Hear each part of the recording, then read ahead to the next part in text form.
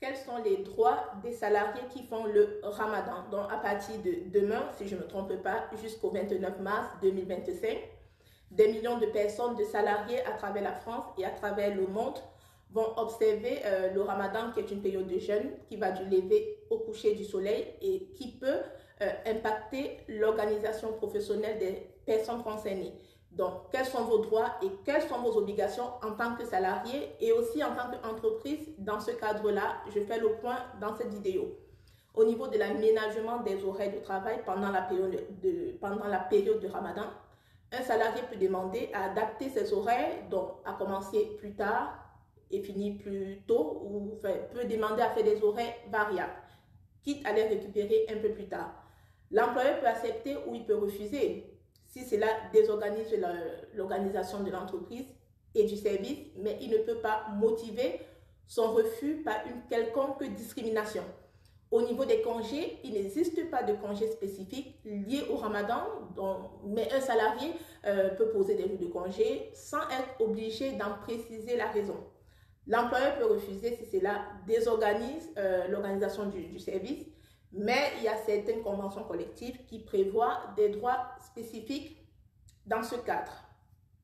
Au niveau des tâches à accomplir, le jeûne ne justifie pas pour un salarié le fait de refuser d'exécuter les tâches qui sont prévues dans son contrat de travail.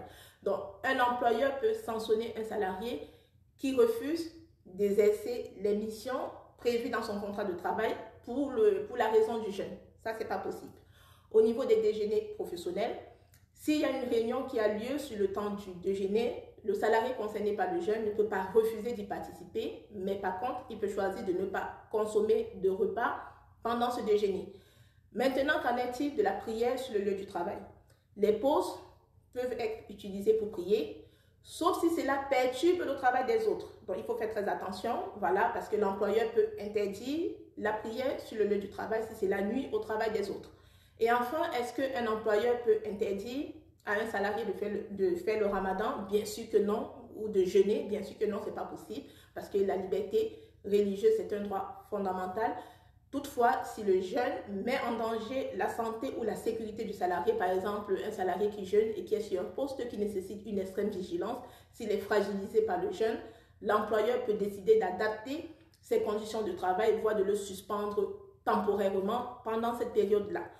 Enfin, ce que je conseille, c'est de privilégier le dialogue entre vous, salariés, et votre entreprise, parce qu'une bonne communication peut permettre d'adapter l'organisation de votre travail tout en respectant le droit de chacun, de l'entreprise, tout simplement.